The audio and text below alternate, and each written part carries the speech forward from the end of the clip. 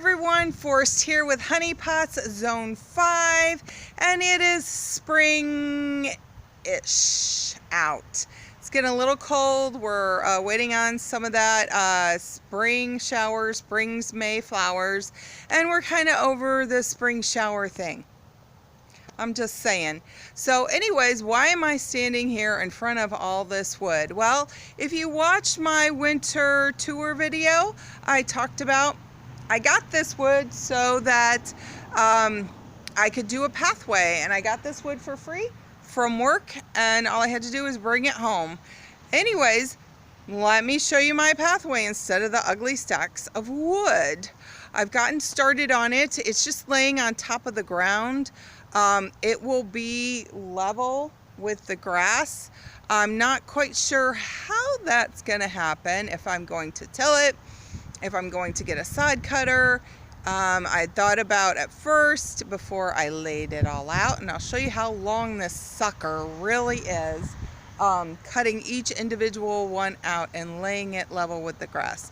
But as you can see, there are a ton of these, and this just keeps going on. But it's going to help me define some of my spaces in my landscaping. First off here, I've got the cistern area, which I don't really care for, a big old mass like that in the middle. Well, it's not really in the middle of my yard, but what I'm going to do is mulch in here, maybe put a chair, a bench with a pot next to it, something that looks like it's going to belong there, and then I'll be landscaping around that. My yews, I'm not crazy about them, but I am going to keep them because they keep the wind down from hitting the house, especially in the winter. I have them out front as well, and they also give the wildlife a place to get warm and get out of the wind and the rain and the snow here. Okay, so we're going around the curve here. I got to get out of the way of my beautiful tree here.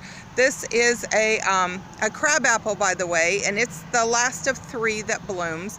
The big one behind me, way back there, you guys have seen that in my other videos too as well.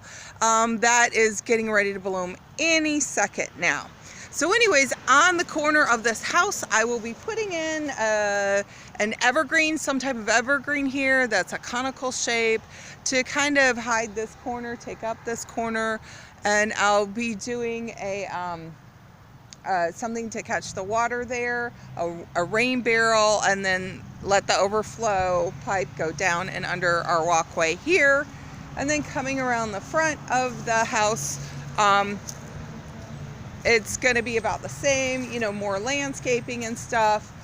This whole area just needs a rethink, a redo. I never really got into it since I had moved here, because we usually do most of our living in the back of the house because we are on such a busy street. Yeah, and I have like 100 cars lined up in front of me right now behind a bus just watching me do this, and this is so comfortable. Anyways, on this area here, my front door is in such a wonky place. I don't like how it's set up or situated, but we don't utilize it. I mean, this area almost is a backyard area. So once all of my green shrubs grow and get bigger, which you can kind of see that in my one video, which I'll post up there with the National Wildlife Federation. I'm growing a big screen here to help screen us, to give the birds and stuff a place to live. But anyways, once that's all grown up, you're not going to see this at all. You're not going to see my house. You're not going to see these steps or anything like that.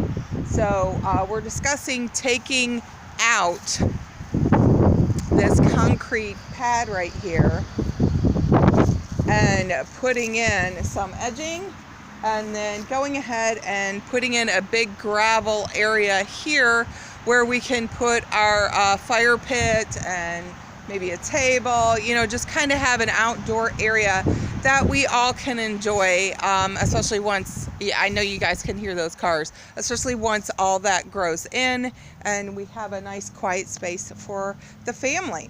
All right, so any questions, comments, concerns, please put them below. Don't forget to like and subscribe. I have my subscribe button right there, and I will see you guys in the next video.